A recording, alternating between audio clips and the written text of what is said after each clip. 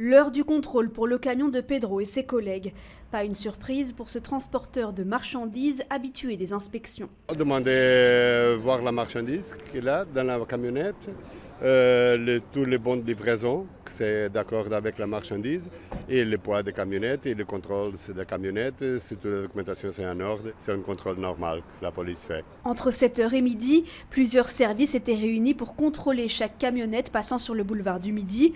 Objectif, vérifier que ces véhicules ne transportent pas de déchets illégaux qu'ils viendraient ensuite déposer sur la berne centrale. La thématique de la propreté, elle est à la lisière de pas mal de problématiques, que ce soit des problématiques de sans-abrisme, que ce soit des problématiques de marginalisation de certains publics. Et donc, il faut pouvoir travailler de concert pour trouver des solutions structurelles et des solutions pérennes. Depuis janvier, les camionnettes ont interdiction de se garer sur la berne centrale du boulevard. Un changement remarqué tant par les riverains que par les équipes de nettoyage.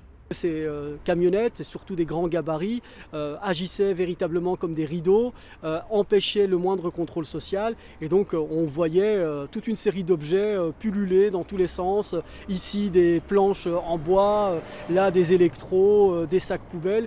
Et depuis que cette interdiction a été prise, ces déchets ont nettement diminué. Cette opération est le fruit d'une collaboration entre Bruxelles Propreté, Bruxelles Mobilité, la ville de Bruxelles, les douanes et la police. Une opération de nettoyage est menée en parallèle. On fonctionne vraiment étape par étape, tronçon par tronçon, et l'idéal est vraiment de résoudre la problématique de l'ensemble de la voirie. On apporte des mesures ponctuelles et on veut apporter des mesures plus structurelles, mais l'appel que je veux faire également, c'est auprès de la région bruxelloise qui doit apporter aussi des mesures en termes de mobilité et en termes de réaménagement du territoire, parce que tant que le territoire n'est pas réaménagé, qu'il n'y a pas de contrôle au niveau du parking, il y aura toujours des problèmes d'insécurité, des problèmes de propreté. C'est la deuxième opération de ce type depuis le début de l'année.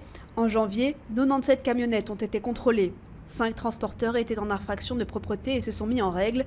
Le montant des amendes sur les dépôts clandestins sera bientôt augmenté par la ville.